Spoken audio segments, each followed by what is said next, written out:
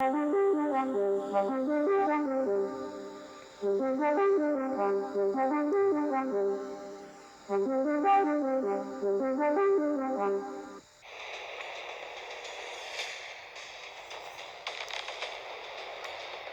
would seem that the solar system has been studied by mankind, if not completely, then in full detail.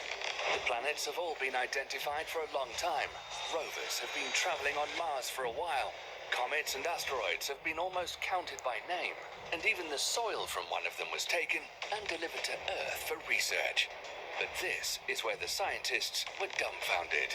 It turns out that our entire solar system, including the far, far away Oort cloud, located at a distance of a light year from the sun, is immersed in a giant bubble. Its diameter is 1,000 light years. And what is remarkable, our sun is practically in the center of this bubble. Are we really living in a huge bubble? And how does our solar system actually work? In 1977, Voyager 1 and Voyager 2 launched from Cape Canaveral less than a month apart. By the way, Voyager 2 launched earlier, but since it had a different flight path, it flew to the edge of our solar system second, 6 years after its colleague. Both devices found a very strange anomaly. As you move away from the sun, the density of space increases. Interstellar space is usually considered a vacuum, but this is not entirely true. The density of matter is extremely low, but it still exists. In the solar system, the solar wind has an average density of protons and electrons of 3 to 10 particles per cubic centimeter, but it's lower the farther from the sun. The smallest density of space is at the edge of the solar system. This boundary is called the heliopause. On it, the speed of the solar wind, the flow of charged particles emitted by the sun, or in other words, solar plasma, drops to zero. The area between the sun and the heliopause is called the heliosphere. This is a kind of bubble in which all the planets of the solar system are immersed. At this boundary, the density of protons and electrons is 0.002 particles per cubic centimeter. According to calculations, the density of particles behind the heliopause, that is, in interstellar space, should be 0.037 particles per cubic centimeter. The Voyager 2 instrument showed that the density outside the solar system, at a distance of 119.7 astronomical units, or 17.9 billion kilometers from the sun, was 0.039 particles per cubic centimeter. This almost coincided with the calculations, but then the strangeness began.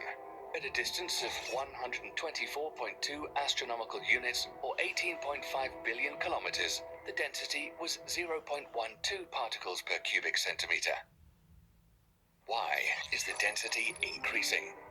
We'll definitely talk about this a little later, but for now, let's talk about another bubble, much larger than the heliosphere, so that you'll appreciate all the thoughtfulness of the cosmos that packed us into two bubbles at once.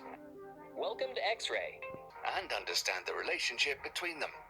When you look at the pictures of deep space, you get the impression that it's filled with clouds of interstellar dust and luminous gas. But back in the 70s and 80s of the last century, astronomers began to pay attention to the fact that the galactic space around the sun differs from this picture. The solar system seemed to hang in an almost absolute void.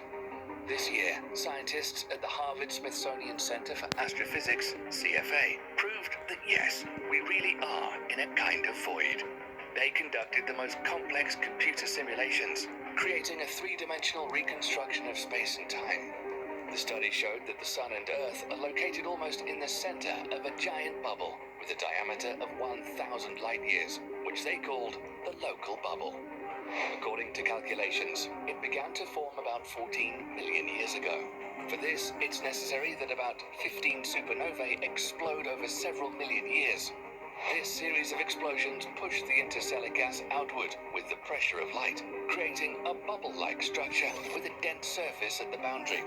And now, the bubble continues to grow in size. When the bubble first formed, it was expanding at about 60 miles per second.